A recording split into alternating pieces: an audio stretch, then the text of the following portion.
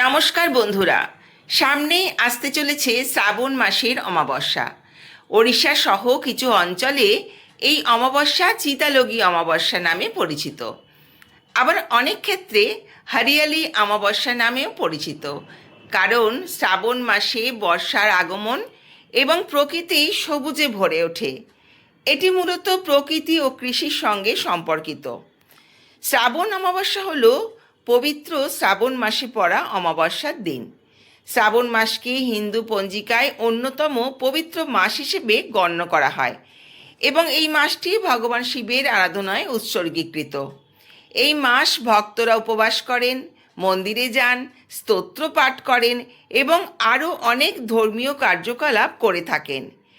এই সময় অনুষ্ঠিত অমাবস্যা বিশেষভাবে আধ্যাত্মিক। মানুষের বিশ্বাস এই দিনে প্রার্থনা করলে শান্তি লাভ হয়, ঘর থেকে নেতিবাচক শক্তি দূর হয়। জানেন কি, এই বছর এই অমাবস্যা তিথি মেনে পূর্ণগ্রাস সূর্যগ্রহণ হতে চলেছে, তাই এই অমাবস্যার গুরুত্ব গিয়েছে আরও বেড়ে। যেহেতু এই দিনে অমাবস্যার তিথির সঙ্গে সূর্যগ্রহণও থাকছে, তাই অনেক বন্ধুর মনেই প্রশ্ন রয়েছে যে এই অমাবস্যা তিথিতে মা কালীর পুজো বা অমাবস্যা তিথির যে পুজো রয়েছে সেই সমস্ত পুজো কি করা যাবে, কি কি নিয়ম মেনে করতে হবে, সমস্তটাই আমরা আজকের এই ভিডিওতে আলোচনা করব। তার সাথে আমরা জেনে নেব অমাবস্যা তিথি কবে পড়েছে, কখন থেকে শুরু হচ্ছে অমাবস্যা তিথি, কখন শেষ হচ্ছে। এছাড়াও অমাবস্যা তিথির ব্রত উপবাস এবং নিশি পালন কবে রয়েছে। এই অমাবস্যায় গঙ্গা স্নান ও দানের শুভ সময় কখন।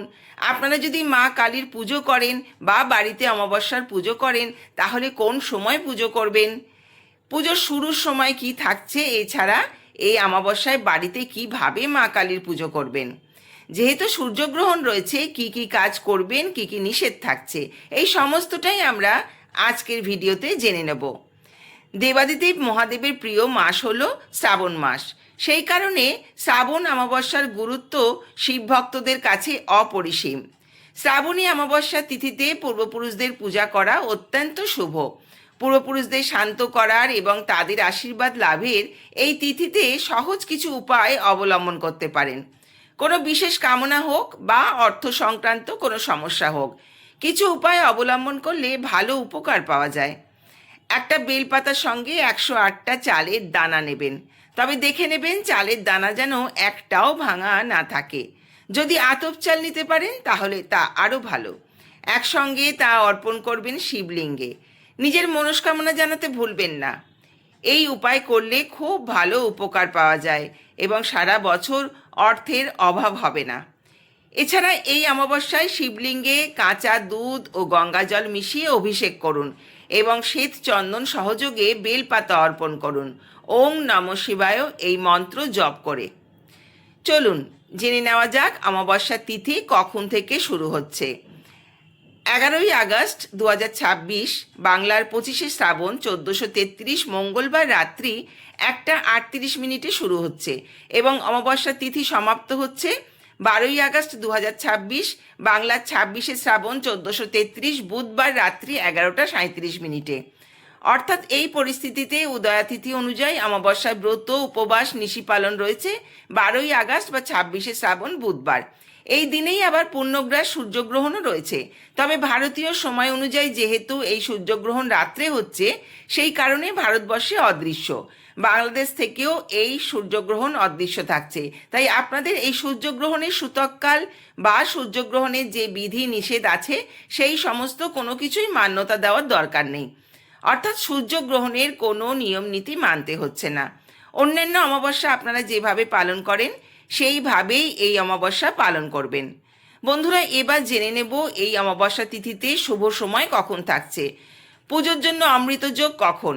সকাল 7টা 2 মিনিটের মধ্যে, সকাল 9টা 31 মিনিট থেকে সকাল 11টা 10 মিনিটের মধ্যে, ও দুপুর 3:18 থেকে 4:47 মধ্যে এবং সন্ধেবেলায় 6:33 থেকে রাত্রি 8:53 মধ্যে এবং মধ্যরাত্রি 1:31 থেকে ভোর 5:15 মধ্যে। যারা সকালের দিকে পুজো করতে চান তারা সকাল 9:31 থেকে সকাল 11:10 মধ্যে পুজো করতে পারেন। এবার জেনে নেওয়া যাক এই দিনের মহেন্দ্র যোগ কখন থাকছে। দিবা 1:39 থেকে 3:18 মধ্যে এবং রাত্রি 8:53 থেকে 10:25 মধ্যে। এই অমাবস্যা তিথিতে যারা গঙ্গা স্নান করতে চান তারা ভোর 5:15 থেকে সকাল 6:30 মধ্যে গঙ্গা স্নান করে নেবেন। আর যারা দান করতে চান সারাদিন যেহেতু অমাবস্যা তিথি থাকছে, দিনে যে কোনো সময় দান করতে পারেন। এবার জেনে নিই অমাবস্যা তিথির পুজোর নিয়ম কি রয়েছে।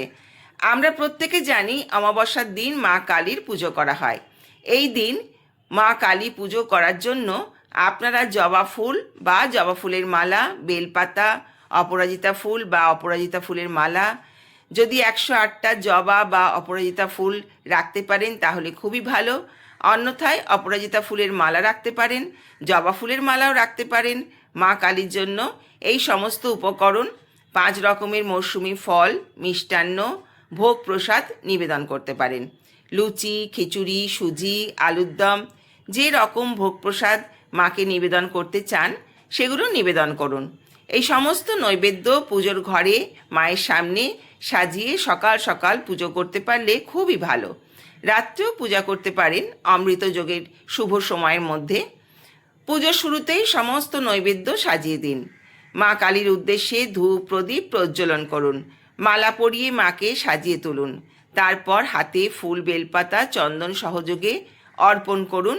ওং ক্রিং কাল্যই নমঃ এই মন্ত্র উচ্চারণ করে ঘটে ফুল অর্পণ করুন। তারপরে হাতে ফুল বেলপাতা নিয়ে একই মন্ত্র উচ্চারণ করে মা কালীর চরণে সেটা অর্পণ করুন। এরপর ধূপ দীপ দেখিয়ে আরতি করুন। শঙ্খ ঘণ্টা বাজিয়ে নিজের মনস্কামনা জানিয়ে পুজো করুন। পুজোর ভুল ত্রুটি ক্ষমা প্রার্থনা করে মাকে মনস্কামনা জানিয়ে প্রণাম জানান। পুজো সমাপ্ত হয়ে গেলে পুজোর প্রসাদ প্রতিবেশী ও পরিবারের সকলের মধ্যে বিতরণ করে দেবেন। একটি প্রদীপ তুলসী মঞ্চে জ্বালাবেন। প্রদীপে সর্ষের তেল অথবা ঘি দিন। যারা এই অমাবস্যা তিথি পালন করছেন কোনোভাবেই আমিষ আহার করবেন না। সাত্ত্বিক খাবার গ্রহণ করতে হবে। নিরামিষ আহার গ্রহণ করবেন। মায়ের প্রসাদের ভোগ অর্পণ করেছেন সেগুলি গ্রহণ করবেন। কোনো রকম ক্ষৌর কর্ম করা যাবে না। নখ চুল কাটা যাবে না। যদিও এই দিনে সূর্যগ্রহণ ভারত ও বাংলাদেশ থেকে দৃশ্যমান নয়, তবুও যেহেতু সূর্যগ্রহণ থাকছে গর্ভবতী মহিলারা এই দিন বাইরে যাবেন না। এই সময়টুকু মেলে চলুন। অমাবস্যা তিথি পূর্বপুরুষদের উদ্দেশ্যে নিবেদিত। এই দিন নদীতে বা গঙ্গায় স্নান করে সূর্যদেবকে অর্ঘ্য নিবেদন করুন।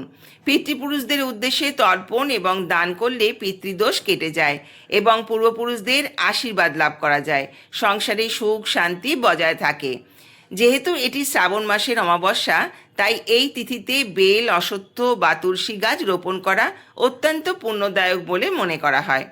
বন্ধুরা, পবিত্র শ্রাবণ মাসের এই অমাবস্যায় মা কালীর পূজা করুন এবং মায়ের আশীর্বাদে আপনাদের পরিবারের সকলে সুস্থ এবং সুন্দর জীবনযাপন করুন। আশা করি ভিডিওটি আপনাদের সমৃদ্ধ করবে।